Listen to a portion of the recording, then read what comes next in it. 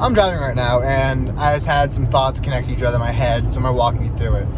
If you want to make any changes in your life, then you need to be aware of your thoughts. You need to see what you're thinking when you're doing something, or just what you're thinking in general. Because I don't know, when I was smoking, I had the thought of, I really wish I had some nicotine right now. It would relax me, it would energize me. And I had to challenge these thoughts. I'm like, does it actually do that? No. So then I replaced that thought. Some other examples would be, if you're feeling down and depressed, what thoughts are you repeating to yourself in your head? I mean, you really don't have that many unique thoughts in a day. It is shocking how few there are. Most of them are just repetitive thoughts that you've had over and over and over again. And this is largely due because when you stay in the same environment, the same objects in those environments trigger the same thoughts, which then trigger the same behaviors, which created that environment. So you're kind of caught up in a loop. And if you want to break out of it, if you want to have different thoughts, you need to read different books, expose yourself to new things, try new things, and go new places. But one of the things that you can do is notice what thoughts you're having. If you're doing a task and you're getting angry and getting frustrated and you're just like, screw this, I hate this damn computer's not working. Okay, well, that's one way of thinking about it. Examine that thought. Is that beneficial? Okay, is it true? Well, yeah, the computer's not working, but it's not a beneficial thought. A more beneficial thought would be, let's try to solve this puzzle of a computer. You don't get mad when a puzzle doesn't work out on your attempt. You expect some trouble. You expect some, effort to go into it, and you don't wind up whipping your mouse at the wall. It's just, a puzzle's a puzzle, man. When you're bored, are you being like, oh my god, I'm so bored, where's my phone? Or is it, oh yeah, I'm bored, my mind's relaxing, I'm becoming more creative, I'm allowing new thoughts to occur. What are you thinking? How are you thinking about it? And when you notice what you're thinking, you have to first examine, is this beneficial? And then the second one is this true? Because something can be true but not beneficial, and there might be a different way of looking at it, or something might not even be true altogether. Okay, let's go over an example here. Something that is beneficial, not beneficial, but true. The mouse works for that one. Also, I don't know if this one's true, but it's excessive masturbation. You're just or even masturbation in general. You're I'm cleaning out the pipes. What the fuck is that? You're giving up your energy, and basically, semen retention just gives you so much energy. You're just giving up your energy, and you're I'm cleaning out my pipes. I've met people who literally think that way, and I've read Reddit posts of people who are yeah, man, you gotta clean out those pipes so that you don't get prostate cancer. I'm that's not how it works. But you have to examine your thoughts and see, is it beneficial? Do you want to continue having them? Is there a different way that you can look at the situation? I thought back when I was in college, I was getting depressed my senior year after wrestling ended, because it was a huge part of my life, and afterwards I was just studying nonstop. I got down. I started only seeing the negatives in college. And yes, those negatives were true. College was very, it had a lot of negatives to it, but it also had positives. It was the last time I was going to have easy access to all my friends, because after college, we all go home to our own towns and own states. It was great at teaching me how to, teach myself, because some of my professors had very heavy Asian accents. So you have to examine what those thoughts are, and then determine whether or not it's true and whether or not it's beneficial to have. And then once you look at those thoughts and you examine them, the next step is to train yourself to have a second thought. So this is basically, as soon as you notice, so once you become aware of that thought, then you set a mental trigger in your head, and you practice it.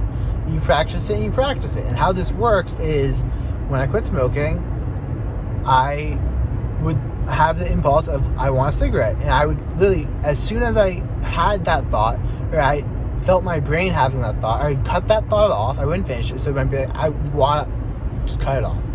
And then I'm happy to be free. And then that's where I would be. And through controlling your second thought, because you can't really control the first thought. First thought is impulse. But by controlling your second thought over and over and over again, you start to make that how you think. You start to, I got to a point, and it takes a little while. Like, you've had these thoughts and these habitual thoughts for ages. So to break them, it takes a month or two. But I would eventually get to a point where I just have the thought in my head of, I'm happy to be free. And I'm like, it's working. Like, yes, this is what I want. I got to the point where I would even just like cut off that thought before it even started. I don't know how, but like, I just trained myself. As soon as I noticed it, I'd cut it off.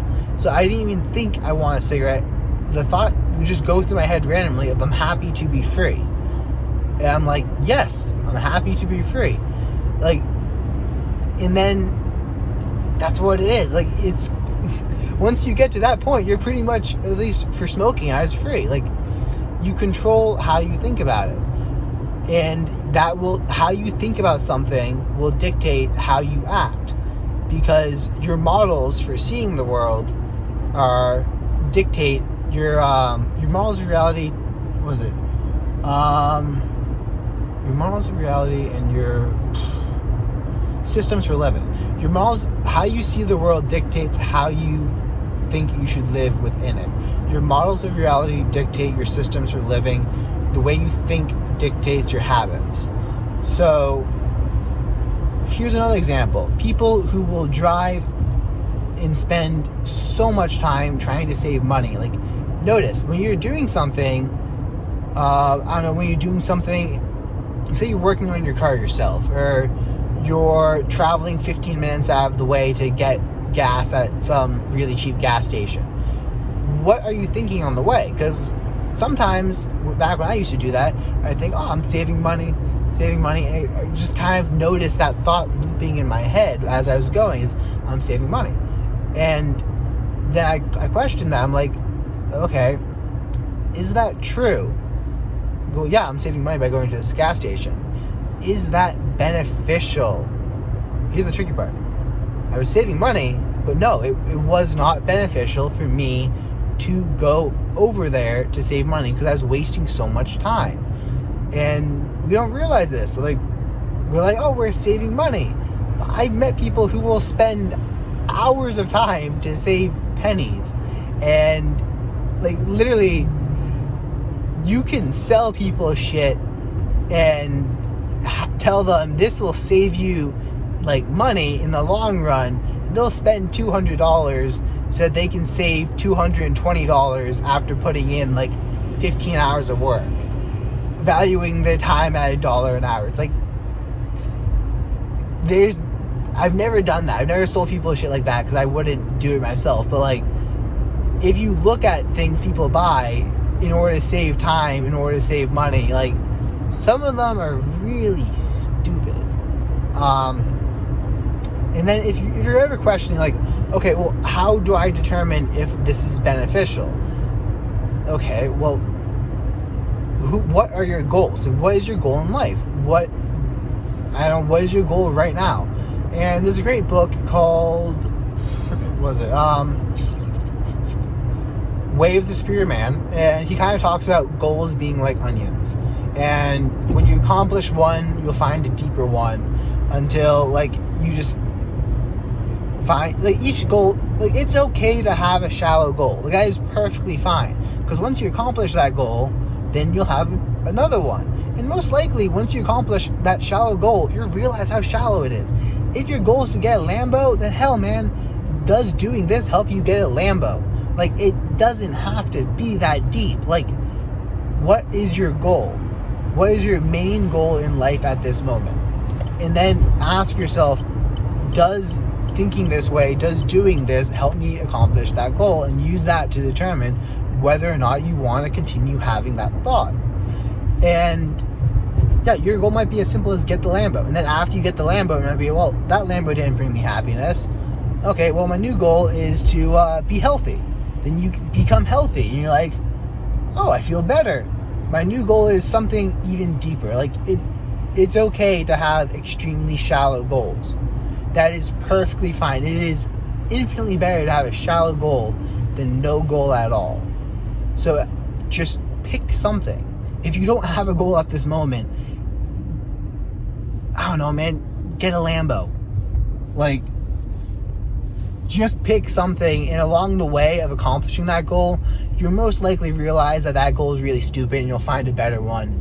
But just having a stupid, shallow goal is better than nothing.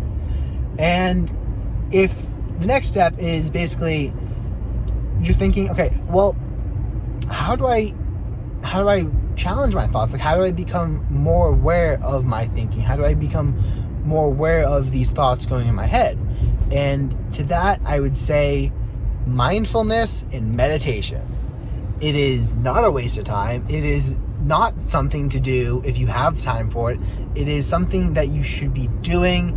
And like, if you don't have 20 minutes to meditate for an hour, because you really should have 20 minutes in your day in order to help your mind work at its best.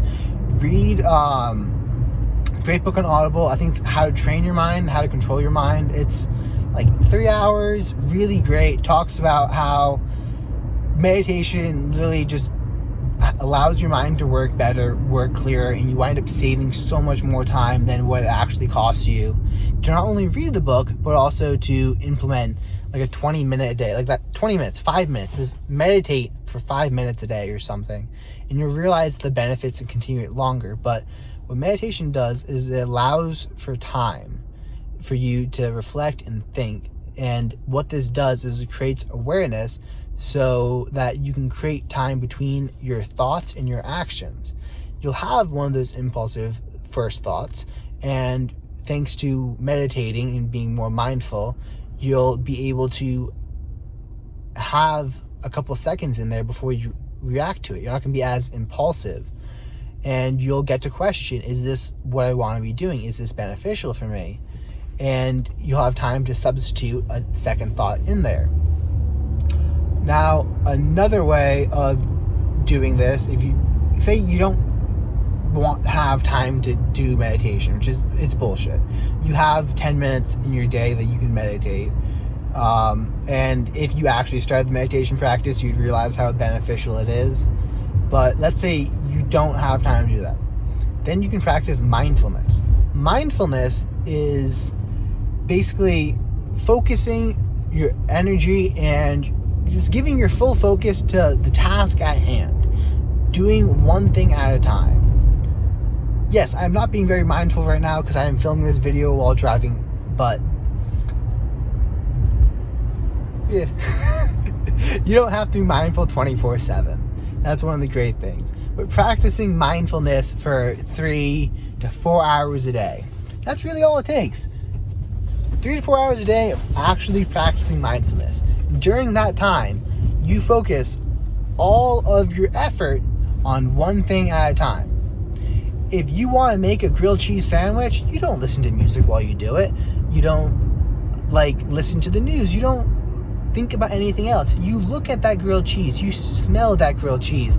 You focus your effort on that grilled cheese and becoming aware of it. If you're doing the dishes, you don't listen to music. You just immerse yourself in doing the dishes. What does the soap smell like? How does the steam feel on your face? You become more aware and more in your body. And through doing this, you increase your ability to focus, which that focus you can then apply to other things, because focus is a skill of itself, and mindfulness helps you train that skill.